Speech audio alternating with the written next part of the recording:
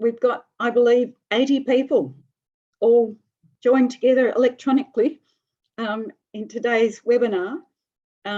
Today's webinar is one of the ones that tackling an issue that I think that is not new in road safety, but I think it's quite an important one. And it's really gratifying to see that we've got 80 people who are interested in following this up. And most importantly, coming along and giving us your views. First of all, I'd just like to, I'll just quickly run through what we're going to do, but very briefly. I'm going to talk a little bit about the past efforts that we've made to get research strategy type element into road safety. Then each of you are going to go into a breakout room, and you know that there are going to be 4 breakout rooms. I'm going to spend about 15 minutes discussing 4 questions. The questions include things like, are there gaps in our current approach to road safety that should be corrected, and what are they? Would road safety in Australia benefit from having a road safety research strategy, and are there better approaches? How would they, would they be developed, and how should they, who should be involved? So there's a bit of ground to cover. And in order to make this work, those 15 minutes, we're asking people to keep their responses fairly short, to about 45 minutes. And Gemma Beat, who's the grandmaster behind all this electronic wizardry, is going to make sure that we do that. Certainly not necessarily in the breakout rooms, but when we come back for discussion. I think I should start first of all by talking a little bit about what we have done in the past. And I'm wondering whether, Gemma, you could get up the PowerPoint, please.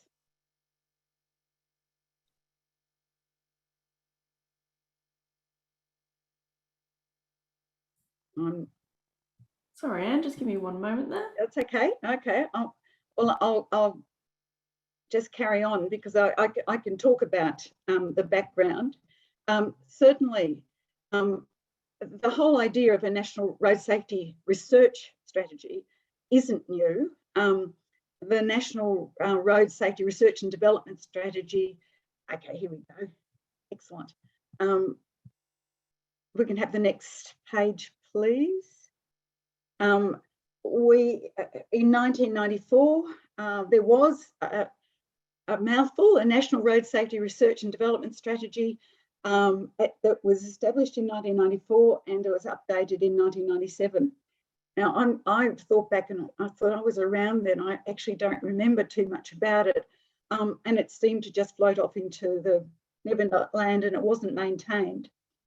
But in 2012 and 2013, when Lachlan McIntosh was the president, he got talking, I believe, to the NHMRC, and Warwick Anderson, who was the head of the NHMRC at the time, got really keen on the idea that there should be a national road safety research strategy, and that the NHMRC should play a role in developing it, given that, you know, our national medical health and research entity.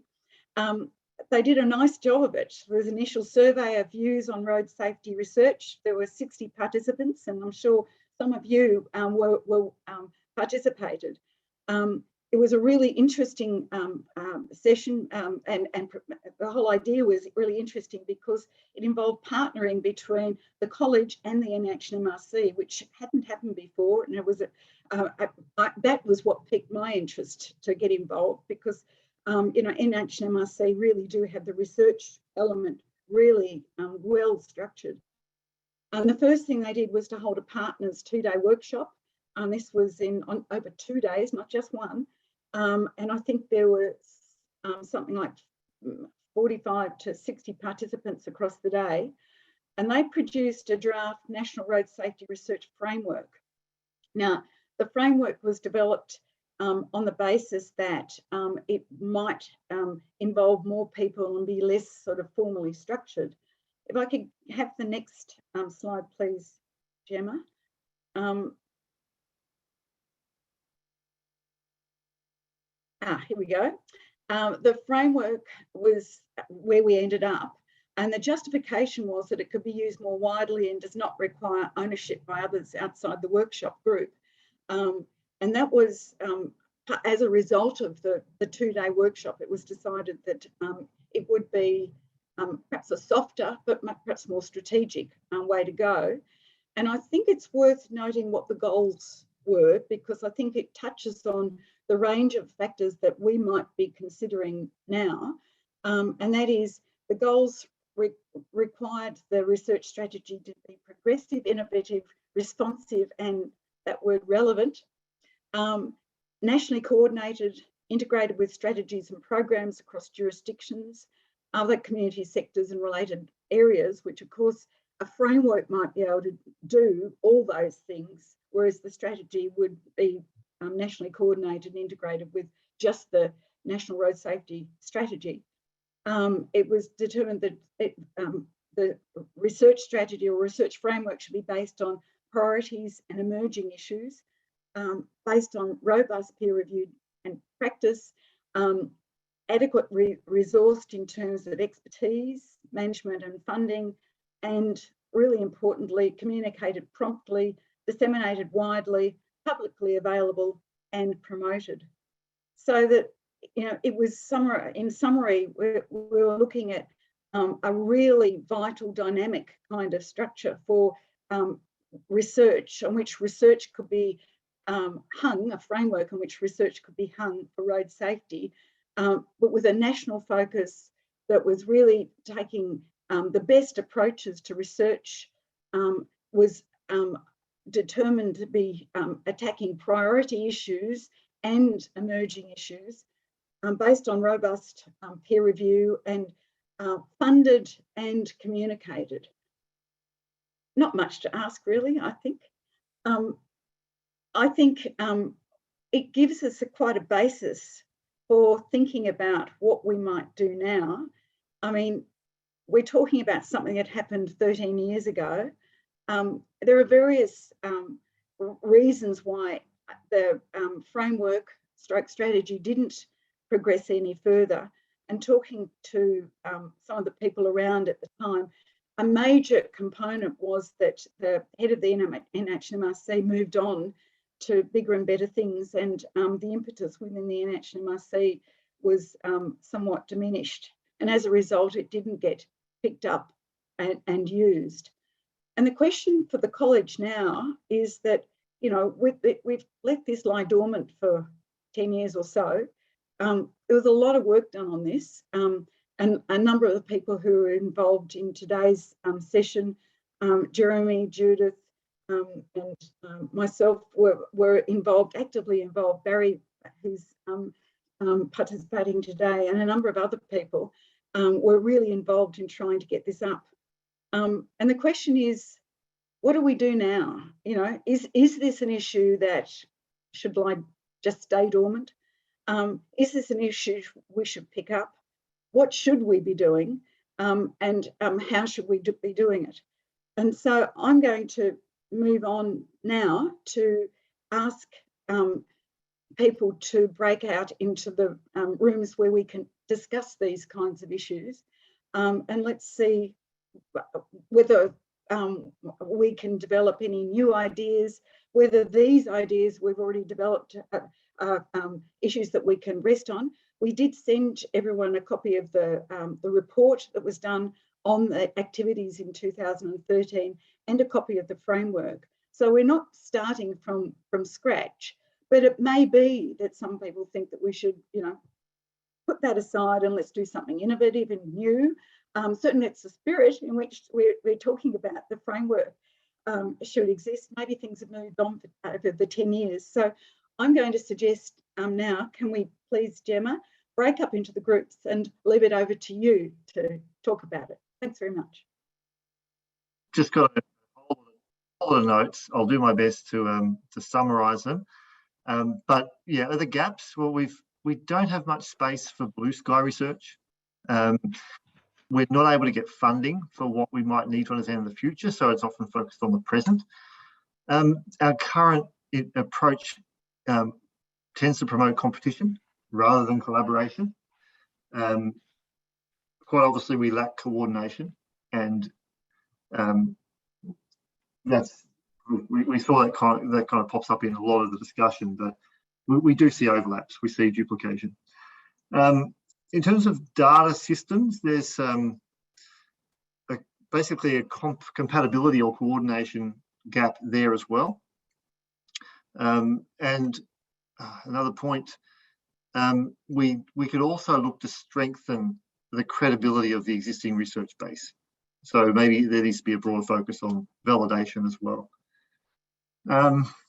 Just some reflection on what might have failed that in the previous work, but also I think is relevant to the gaps in how we currently do things. We have lacked a commitment from governments, and we didn't have a coordinating agency responsible. So that's still, you could say that's a gap for today. And we don't have a collaborative framework. And an issue perhaps with the previous work that was perceived as being in the hands of the researchers, and therefore the perception was that it didn't reflect the needs of funders or government. So would road safety benefit? Absolutely, yes, we heard that. An opportunity to pool resources across Australia and New Zealand so we get more efficient use of research funds, and that opening up that or getting more efficiency also allows us to focus on research translation. We need to have a strong focus on coordination. The system we have is inevitably inefficient because of the multiple players not coordinating. And yeah, we need to focus on current research needs, but also identify future needs. How would we develop such a strategy? We've got to have collaboration nationally or across nations. And the challenge here is really amplified when you think about the needs of local government. So hundreds of local governments across our countries, but we've got to find a way to collaborate. And the duplication that happens across states and territories and nationally is amplified in local government. We've got to have a collaborative framework that's developed. The Horizon program in Europe was mentioned as a really good example. It's been working for a couple of decades, and you can't do too much without a sustainable funding base. We've got to be able to connect the funders to the researchers. So these are opportunities that the national strategy could bring us, and also a research repository so that we can pool our findings. In terms of who should be involved, there was a suggestion that we've really got to have both a top-down and bottom-up focus here. We do need governments and funders to be involved, and we need researchers to be involved. It can't be perceived to be one or the other, or heavily biased one way or the other. Critically, we need to identify an organisation that can coordinate the strategy, and we've got to have involvement of the small players like local governments. There you go.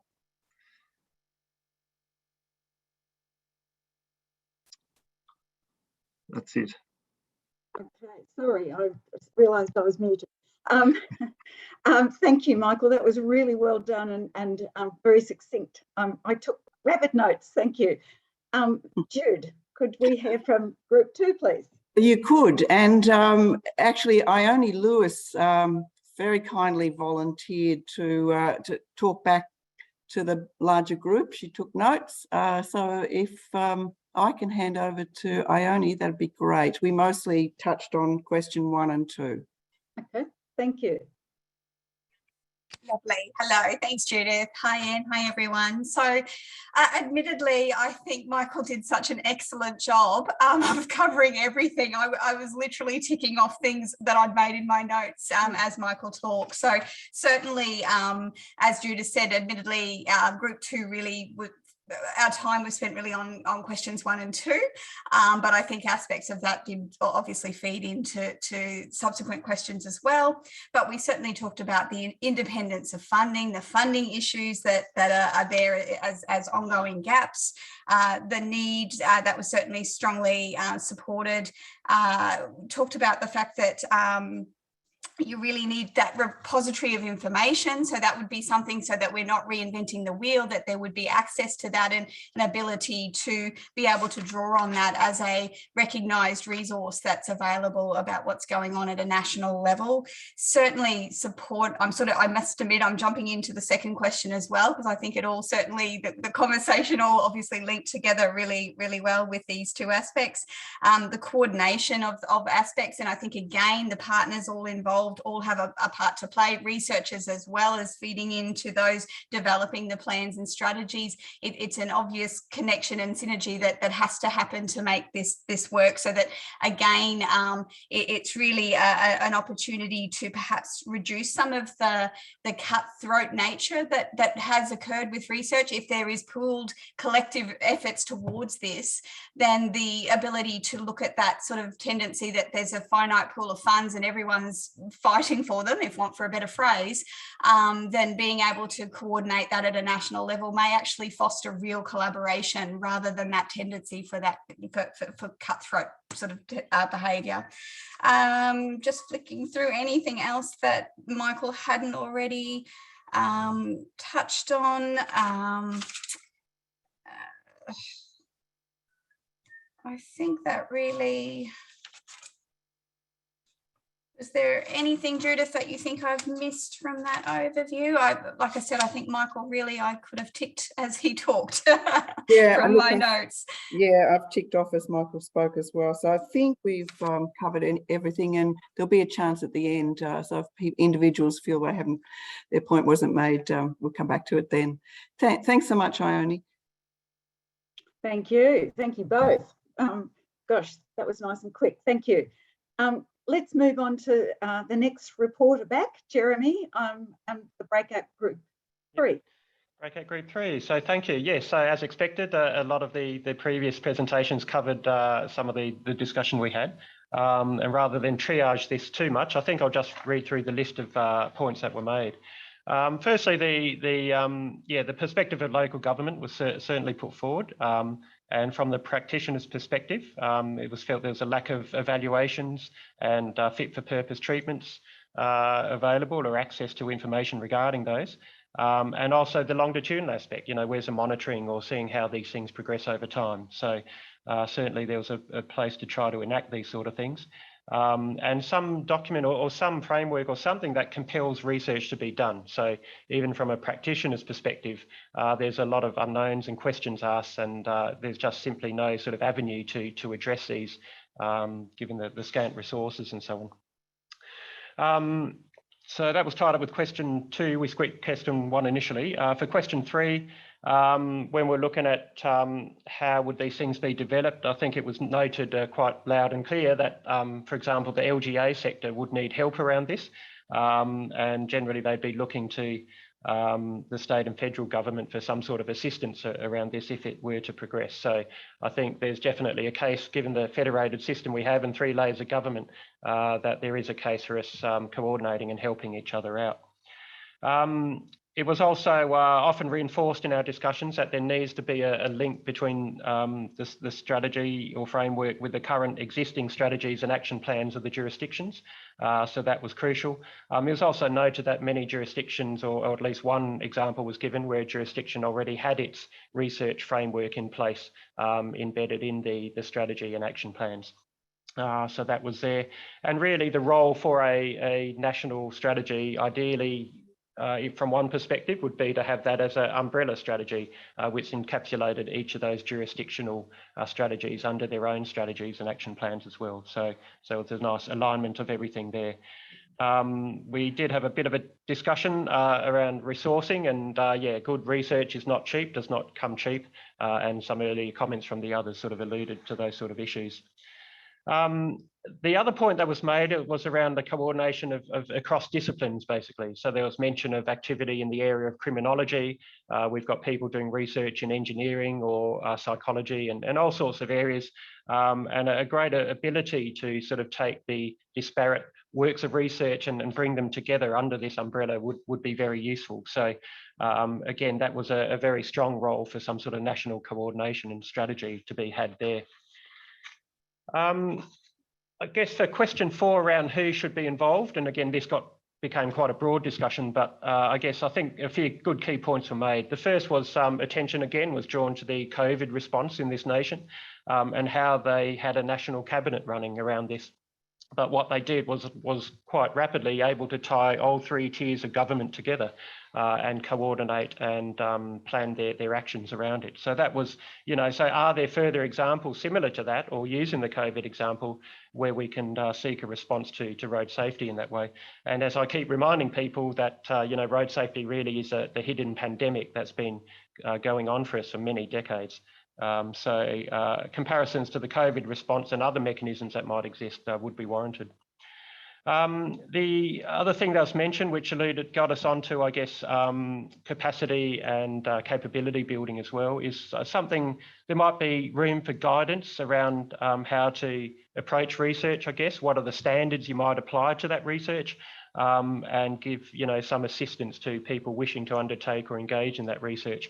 There could be a role for something like that. There was further discussion on sort of where this might sit. And I think there's definitely a strong sentiment that if it does exist, it needs to dovetail with the jurisdictional strategies and action plans. But also the ACRS is probably in a good position to lead this. It need not be a case that they're totally embedded and slave to those jurisdictional approaches. And I think a good point was made about, doing ongoing research where there is an evidence base and we wish to expand that evidence base, but also there's a lot of areas for which there isn't an evidence base and we need to make sure we target some of those areas as well. There's various frameworks in existence that can establish how you set your research priorities, and the ACRS is probably in a good position to embrace those and lead with them as well. So I think that the other point made, as has been made before, was just this duplication of research effort and trying to avoid that and use scarce resources a bit more wisely. So I think I'll leave it at that, but that was the general gist of our discussion. Thank you very much, Jeremy. That's, again, very succinct. I mean, there's so much in there that I think we're going to have to think about a lot of this stuff when we go away. But we've got a 4th group, and Jerome's going to tell us what was discussed there. Thank you very much.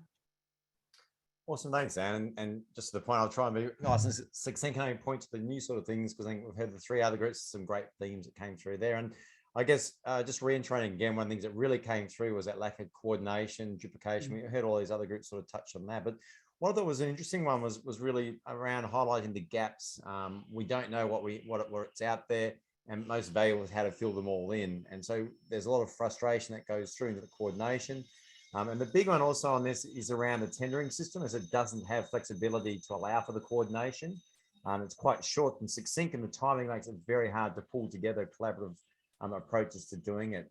But equally, the other part that impacts that is some of these projects' fundings can be quite small, which can make it quite hard to pull together. And that's why there's the opportunities to maybe tap into some of these linkage grants, other sort of components, and integrate to a research agenda at a high level that brings it all together. So, but we just are really missing that dedicated funding from the road safety side. And I think one of the key things that really came through was a collective advocacy voice to make the case for it as we move forward. So I do apologize, there's some noises coming through in the background. On the second sort of question, really came through was really need, and obviously it's a big yes, but really need a very clearly defined research agenda on that. And I think the fact that we have Austroads as part of today was noticed as a very key major step forward, which wasn't there in the previous sort of approach going along. But I think the other part is if we have a national strategy putting together and recording, we also need to recognise the practicality sides that from a state side, some ministers, some things are going to happen from a bit of a knee-jerk sort of reaction. And we need to allow that to happen, but say, how can we make better opportunities around that and integrate that into greater opportunity moving forward as well. And just looking at the last sort of component, it's research-led. How do we bring the colleges and other sectors together to make an impact with a long-term sort of definition in good faith that can bring all these sort of research agencies together? But we can't also forget about from the side of where's it being applied? How are we making sure it has an impact? as it's going out there, and the users of the research, and to make sure that's flowing out to them. So there's sort of a couple of components we can never forget about the end game. And that could be like bringing industry together, other sort of groups around the sort of the problem, and working with them to implement research that's gone through from a practical side as well. So I'm just mindful that I think a lot of the other sort of topics were touched on that we've sort of gone through. The last part might be also recognizing how technology is an enabler, how there's new elements and the components flowing in, and how we can use that moving forward. So I think that's probably enough for me, and I think everything else is sort of touched on by the other sort of groups.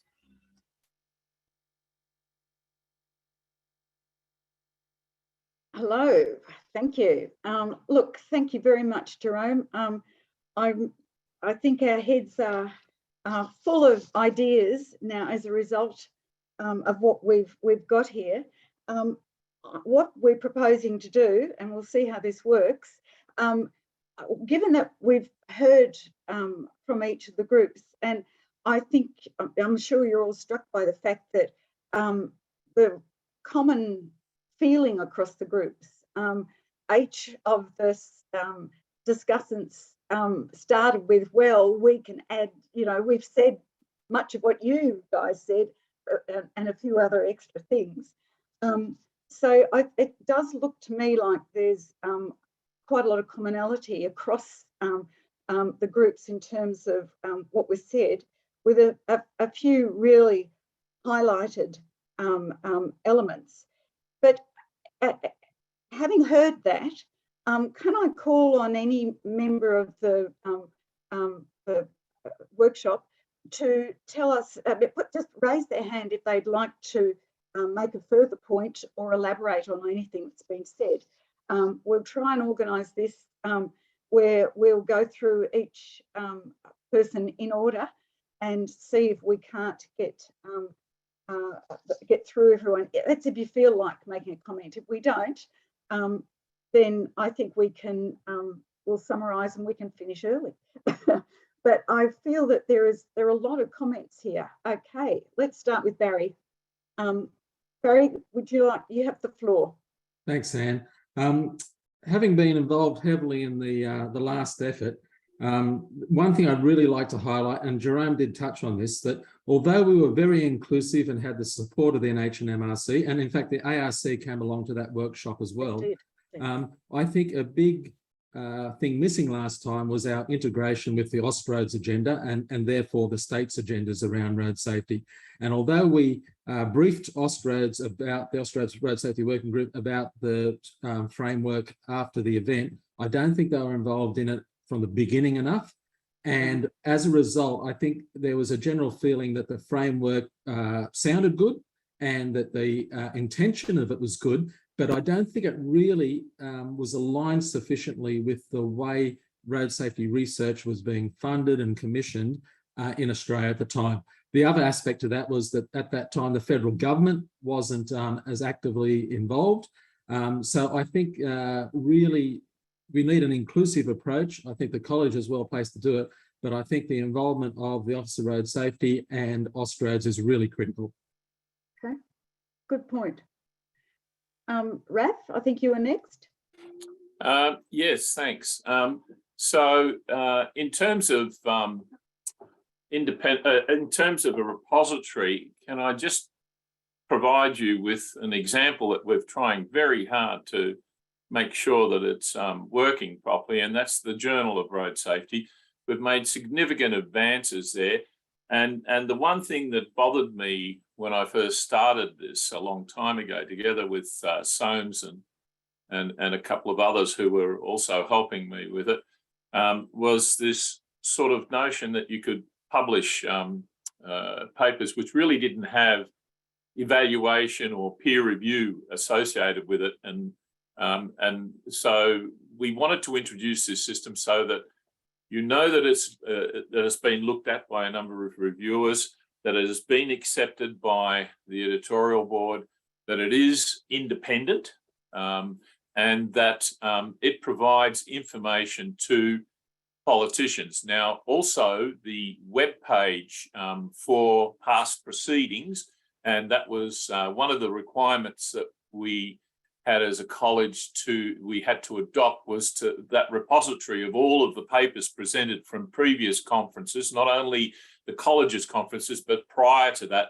all of those road safety education and researchers and practitioners conference, policing conference. They were all on a particular on our website. I think you're making a really fantastic point there, and certainly our journal is one of the real. It can form one part of providing a pool of resources. In fact, the journal could in fact publish lists of papers and information that's to make it more accessible on particular topics. Can we move on to Narelle, because we're getting time short? Thank you, Narelle. Yes, Anne, you almost made the point that I was about to make, which is that I think that there needs to be a concrete product that people can see from a road safety research strategy and from the coordination. So I was going to make the suggestion of something like an annual summary of road safety research in Australia, written at a very sort of plain language level, and with links where people could follow up, that could then be provided to governments of all levels and anyone else who is interested. And perhaps that could also be in the college's journal. Fantastic idea. Yeah, picking up on the dissemination end of things, which if you remember the goals we set that was set in the last round, that was last, but it was really important. Jeff, can we hear from you? Thank you. Look, I'll absolutely agree with what Narelle just said. There was an effort made by Austroads in the very late 90s to, hang on, start my video sign has popped up in front of me. An effort made by Austroads in the late 90s to maintain a compendium of what is current knowledge and best practice on a range of key road safety issues, such as speed management and impaired driving and fatigue and so forth, that fell by the wayside because it was such a big undertaking that they didn't want to immediately launch into such an undertaking. But the value of having something readily accessible that says, here's how we've advanced our knowledge of what works and what doesn't, by another 12 months is a really valuable thing to do, and perhaps a good area to look for a collaboration between the college and Austroads. Yeah, and I agree with you. I think, and it's something that it became a rolling thing where you look at what's new and maybe even highlighted certain areas, and because in Australia we don't work on everything, and it will actually tell us where some of the gaps are. The standing on the shoulders and standing on the mountain and looking down approach, which is what this is, could help in a lot of ways. It could help identify gaps and progress, improve translation, etc. Do we have any other comments or questions from anyone?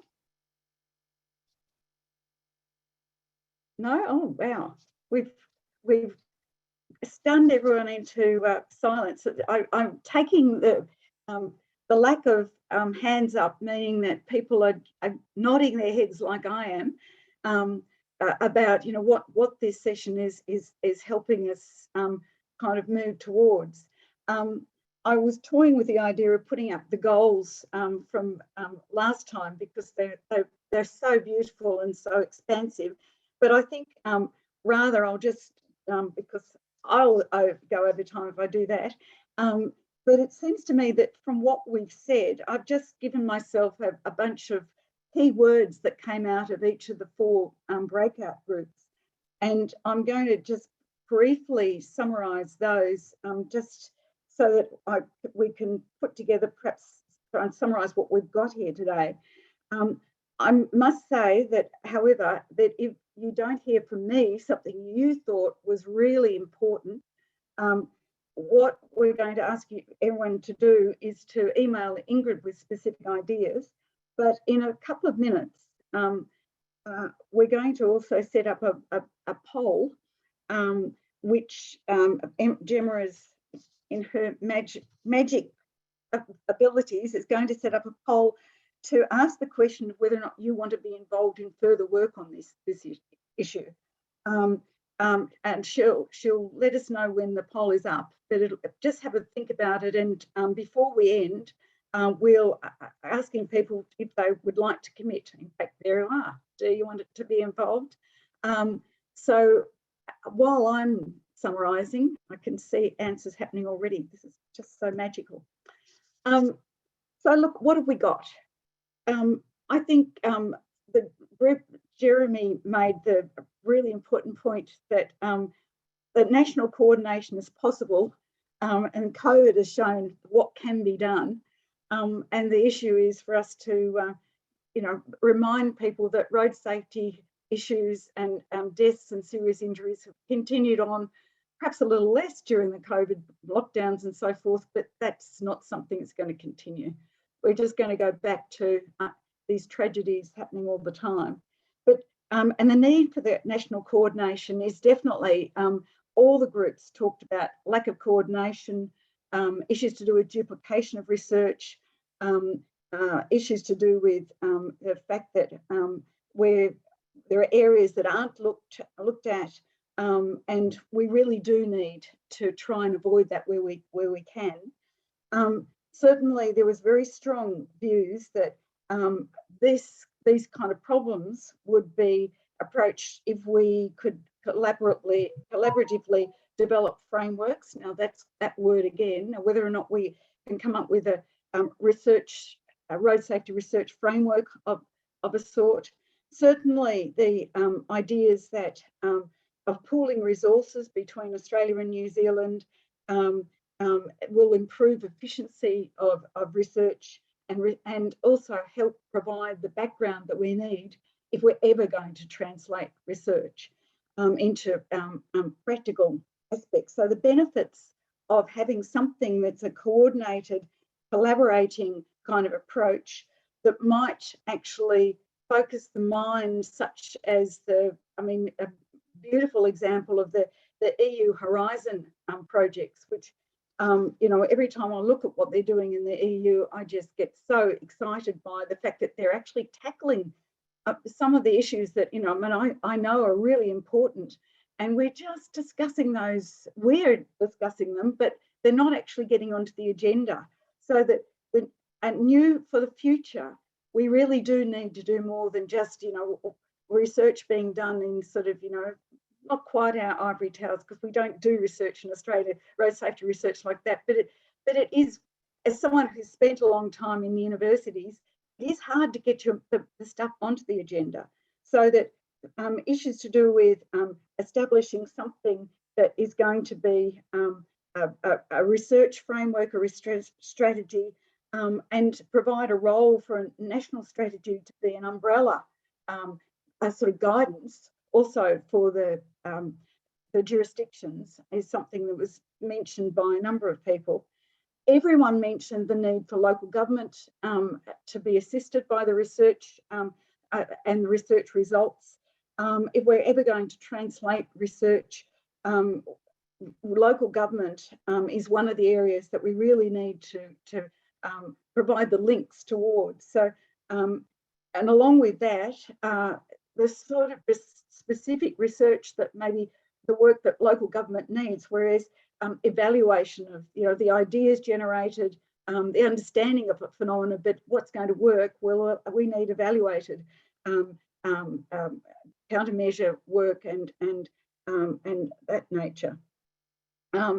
We also, I think, the idea that we have a collective advocacy voice to make it happen is a really important one. And I think a couple of people have mentioned that the ACRS can play a role. Certainly where we can, I think the ACRS should. I think it was Jeff who made the point about Austroads. We really do need to make sure that we're talking to the right people, and you are providing the guidance on that. Any further ideas and directions that ACRS could take the next steps, I think we're going to write a summary of what's been discussed today. And, you know, rather than my rather haphazard summary here, it will actually provide something that will be much better thought out. But I think this whole 1 hour session we've had has been enormously valuable. I'd like to thank everyone for participating, and for those who put up their hands. So thank you very much for your continuing commitment to be involved. We won't let this die. This issue will get some maintenance. I mean, the fact that, you know, we've been trying for 20, 25 years and longer to get something going, and there is absolute agreement that there are things that we need to correct and improve in order to make our research better and to provide it more usefully to the people who need it. I think this is a really good start. Thank you very much to Michael and to Judith and to Jeremy and Jerome for coordinating. Very much appreciate the work that they've done there, because that was not an easy task. And I'd like to thank Ingrid for organising this, and a huge thank you to Gemma, who's made this turn into, as I keep saying, magic. It is to me. And I've just done a wonderful job here. So I'm going to let everyone go off and have lunch or a cup of coffee or whatever. But keep thinking about this issue, because you know, I was involved in the previous one, and I really would like to see this one get up. It would be a wonderful thing for road safety. Thanks very much, everybody. Bye.